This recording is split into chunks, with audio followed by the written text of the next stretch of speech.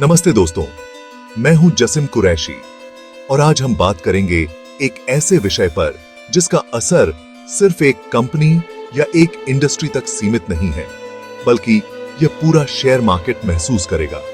रतन टाटा के देहांत का शेयर मार्केट पर काफी प्रभाव पड़ सकता है। आइए कुछ मुख्य पहलुओं पर नजर डालते हैं। क्या होगा जब एक ऐसी शख्सियत जिन्होंने अपने विजन से एक कंपनी को नहीं बल्कि देश को बदलने का काम किया, वो हम सबको छोड़कर चली जाती है? क्या टाटा ग्रुप, जिसका नाम ही विश्वास का पर्यायवाची बन चुका है, क्या वो इस मुश्किल घड़ी में अपनी चमक बरकरार रख पाएगा?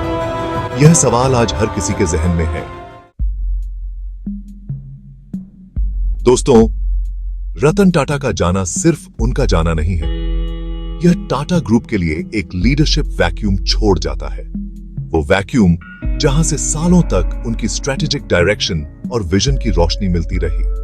आज सवाल यह है कि क्या टाटा ग्रुप, जो कि इतने सारे सेक्टर्स में फैला हुआ है, क्या वो बिना उनके गाइडेंस के अपनी ग्रोथ को बरकरार रख पाएगा? इन्वेस्टर्स, जिनके लिए रतन टाटा का नाम ही काफी था, वो अब अनसर्टेनिटी के दौर से गुजर रहे हैं। उनके मन में सवाल है कि क्या टाटा ग्रुप अपने प्रिंसिपल्स को फॉलो कर पाएगा या नहीं। दोस्तों, शेयर मार्केट सिर्फ नंबर्स का खेल नहीं है, यह इमोशन से भी चलता है। और रतन टाटा एक ऐसी शख्सियत थे जिन्होंने अपने काम से हर किसी का दिल जीता। उनके जाने से इन्वेस्टर सेंटिमेंट पर नेगेटिव असर होना स्वाभाविक है। शॉर्ट टर्म में टाटा ग्रुप के शेयर्स में गिरावट देखने को मिल सकती है, लेकिन एक बात याद रखिए, टाटा ग्रुप का नाम विश्वास का पर्यायवाची है। वो विश्वास जो सालों की मेहनत से बना है, और यह विश्वास ही है जो लॉन्ग टर्म में मार्केट को संभाल सकता है। सी की डी गेट कोड है। अब बात करते हैं टाटा ग्रुप के स्टॉक्स की। जैसे कि मैंने कहा, शॉर्ट टर्म में वॉलेटिलिटी तो आएगी। रतन टाटा के जाने के बाद नया लीडरशिप स्ट्रक्चर एस्टैब्लिश होने तक मार्केट में थोड़ी अनसर्टेनिटी रहेगी। यह वो दौर होगा जब इन्वेस्टर्स अपना पोर्टफोलियो एडजस्ट करेंगे, अपने रिस्क एपेटाइट को देखेंगे। लेकिन लॉन्ग टर्म में क्या होगा? अगर नए लीडर्स रतन टाटा के विजन और वैल्यूज को फॉलो करते हैं, तो टाटा ग्रुप के शेयर्स में फिर से तेजी आने की पूरी संभावना है। तर्का है। Chapter 4, market positioning. Ratan Tata सिर्फ एक बिजनेसमैन नहीं थे, वो एक विजनरी थे। उन्होंने टाटा ग्रुप को ग्लोबल मैप पर लाकर खड़ा कर दिया। उनके स्ट्रेटेजिक डिसीजंस और अलायंसेस ने टाटा ग्रुप को ऐसी पोजीशन में लाकर खड़ा किया है जहां से वो आगे बढ़ता ही जाएगा। लेकिन अब सवाल ये है कि क्या नए लीडरशिप में वो दांव पेच, वो नजरिया होगा जो टाटा ग्रुप को आगे लेकर जा सके? क्या वो नए इन्वेस्टमेंट्स अट्रैक्ट कर पाएंगे? क्या वो कोलैबोरेशंस को बरकरार रख पाएंगे? यह समय ही बताएगा।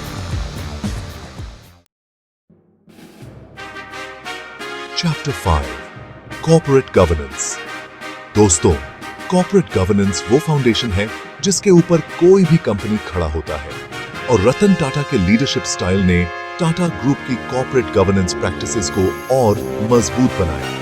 उन्होंने ट्रांसपेरेंसी, अकाउंटेबिलिटी और एथिकल प्रैक्टिसेस पर जोर दिया, और यह वो वैल्यूज हैं जो इन्वेस्टर कॉन्फिडेंस को बढ़ाते हैं। अब सवाल यह है कि क्या यह वैल्यूज, ये प्रिंसिपल्स बिना उनके भी बरकरार रहेंगे? क्या नए लीडरशिप टाटा ग्रुप की को और बेहतर बना पाएगी? Chapter 6, long term outlook. अंत में मैं यह कहूंगा कि टाटा ग्रुप का फ्यूचर उनके नए लीडर्स के कंधों पर है। अगर वो रतन टाटा के प्रिंसिपल्स को फॉलो करते हैं, सस्टेनेबल ग्रोथ और इनोवेशन पर फोकस करते हैं, तो मार्केट में समय के साथ स्थिरता आ जाएगी। टाटा ग्रुप की एक रिच हिस्ट्री है, एक स्ट्रॉन्ग ब्रांड वैल्यू है। यह वो फैक्टर्स हैं जो लॉन्ग टर्म में कंपनी की ग्रोथ में मदद करेंगे। हमें विश्वास रखना होगा कि टाटा ग्रुप इस मुश्किल घड़ी से निकलकर और भी मजबूत बनकर उभरेगा। ओतरो, आगे का रास्ता।